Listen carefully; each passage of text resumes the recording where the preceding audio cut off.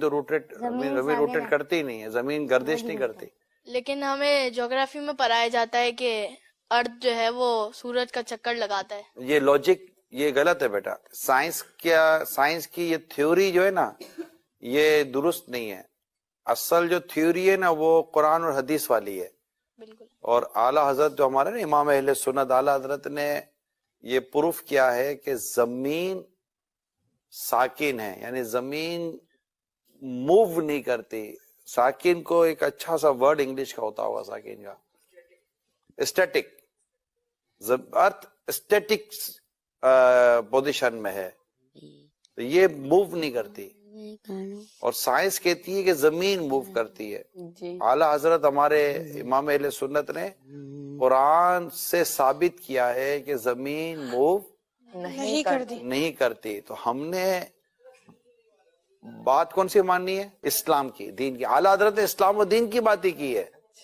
ٹھیک ہے بیٹا, اور کوئی کوشچن ہے ذہن میں؟ تو پھر ہمارا صبح کے ٹائم پہ سورج آ جاتا ہے, پھر چاند آ جاتا ہے, تو پھر یہ سرکل کیسے چلتا ہے؟ سورج اور چاند تو یہ تو موو کر ہی رہے نا.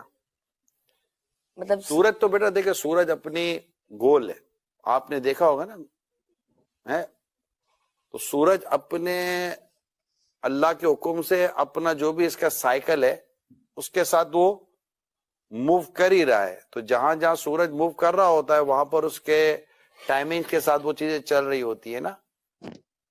تو یہ سورج اور چاند کی جو گردش ہے, یہ سورج اور چاند کا جو آنا جانا ہے.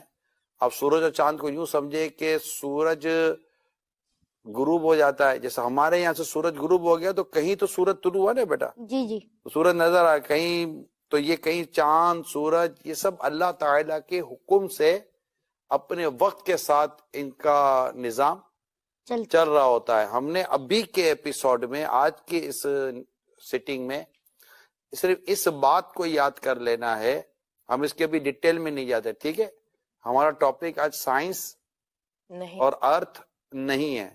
ہم انشاءاللہ کبھی کسی دن سائنس اور ارتھ پر انشاءاللہ ہم اپنا پروگرام کریں گے. ٹھیک ہے بیٹا, لیکن آج چونکہ ایک بات چلی تھی کہ سورج ہمارے کہاں سے ہو گیا, زمین سے دور ہو گیا.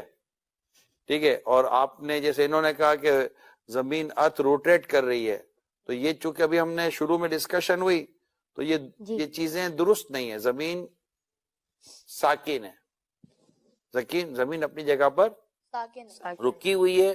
اور یہی اسلام کا نظریہ, کس کا نظریہ بیٹا؟